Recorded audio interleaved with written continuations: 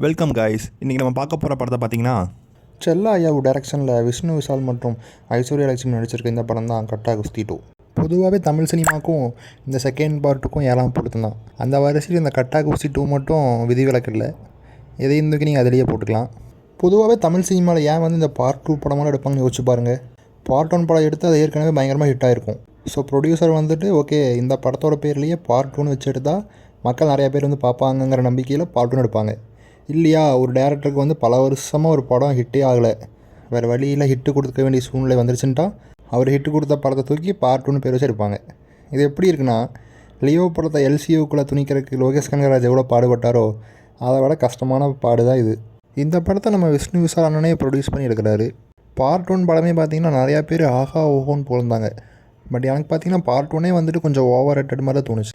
இந்த படத்தில் நம்ம விஷ்ணு விஷால் பார்த்திங்கன்னா வீட்டில் இருக்கிற எல்லா ஹவுஸ் ஹோல்டு வேலையும் இழுத்து போட்டு செஞ்சிட்ருக்காரு. காரணம் பார்த்தீங்கன்னா எப்படியாவது தன்னோட மனைவி அதாவது ஐஸ்வர்யா லட்சுமி அவங்களோட லட்சியத்தை அடையணும், ஒரு மல்யுத்த வீராங்கனை ஆகணுன்ட்டு. இவங்களுக்கு அழகான ஒரு குட்டி பொண்ணு கூட இருக்குது இந்த படத்தில். பட் இந்த ஹீரோயினோட கோச் இருக்கான் இல்லையா, அவனுக்கு ஹீரோயின் மேலே ஒரு பொறாமை.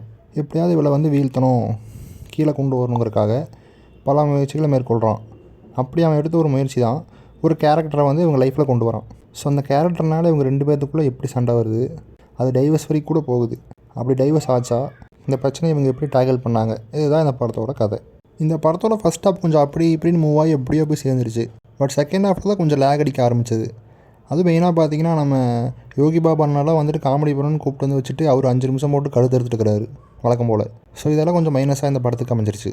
இந்த படத்தோட ப்ளஸ்ன்னு பார்த்தோன்னா இந்த படத்தில் இருக்க ஒரு சில கேரக்டர்ஸை எழுதியிருக்க விதம் தான்.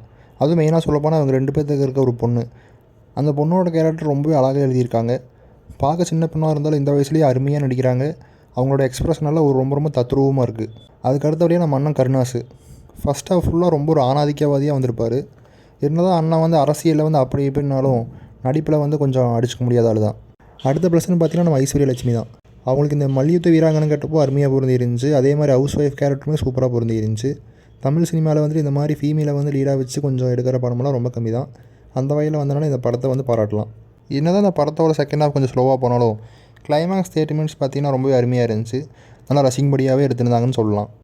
மொத்தத்தில் இந்த படத்தை பார்த்திங்கன்னா இது ஒரு ஆவரேஜான படம் தான். ஸோ வீட்டில் இருக்கிற அப்பா அம்மா எல்லோரையும் கூப்பிட்டு போகிறீங்கன்னா நீங்கள் ஃபேமிலியாக போய் பார்த்துட்டு வந்தீங்கன்னா கொஞ்சம் திருப்தியாக இருக்கும். அதுவும் இந்த படத்தை நீங்கள் தேட்டரில் கூட்டமாக இருக்க டைம்லேயே போய் பார்த்துருங்க. என்ன கேட்டிங்கன்னா இந்த படத்தில் கூட்டமாக இருக்கும்போது கூட்டமாக சேர்த்து இந்த படத்தை பார்க்குறது தான் பெஸ்ட்டுன்னு சொல்லுவேன். ஏன்னா அப்போ தான் தேட்டரில் சிரிப்பே வராத காமெடிக்கெலாம் சில சிரிக்கிற கூட்டம் இருக்கும். ஸோ அவங்களோட சேர்த்து நமக்கு கொஞ்சம் சிரிப்பு வரக்கு வாய்ப்பு இருக்குது. அதை விட்டுட்டு நீங்கள் தேட்டரில் கூட்டமே இல்லாமல் காலியாக இருக்க டைம்லலாம் போய் பார்த்தீங்கன்னா கொஞ்சம் சிரிப்பு வரது கஷ்டம் தான். இது எப்படின்னா கிட்டத்தட்ட நம்ம மிஸ்டர் பீனில் தான். மிஸ்டர் பீன் காமெடியிலலாம் பார்த்தீங்கன்னா சிரிப்பே வராட்டியும் பேக்ரவுண்டில் சிரிக்கிற மாதிரியான ஒரு ஸ்கோர் வரும். ஸோ பார்க்குறவனுக்கு என்ன தோணுன்னா, ஓகே சிரிப்பு வர சீன் ஆட்டுக்குதுட்டு நம்மளும் சேர்ந்தே சிரிப்போம். அதே மாதிரி தான் இந்த படத்துலேயே சில சீன்ஸில் சிரிப்பு வராட்டியும் இந்த எல்லா காமெடிக்கும் சிரிக்கிற ஒருத்தன் இருப்பான் இல்லையா, அவனுக்கெல்லாம் சிரிப்பானுங்க. ஸோ நமக்கு பார்க்கும்போது கூட சேர்ந்து சிரிப்பு வந்துடும். ஸோ ஃபைனலாக என்னோடய பாயிண்ட் என்னென்னா, தமிழ் சினிமாவில் பார்ட் 2க்கான முயற்சி இன்னும் கொஞ்சம் வேணும் பயிற்சி, அவ்வளோதான் நான் சொல்லுவேன். ஸோ இந்த படத்துக்கு என்னோடய ரேட்டிங் பார்த்தீங்கன்னா 10க்கு 6.2 அல்ல 6.3 கொடுப்பேன். ஸோ ஃபேமிலியோடு போய் இந்த வீக்கெண்டை ஸ்பெண்ட் பண்ணணும்னு நினச்சிங்கன்னா அதுக்கு இந்த படம் ஒரு டீசென்ட் வாட்சாக தான் இருக்கும்.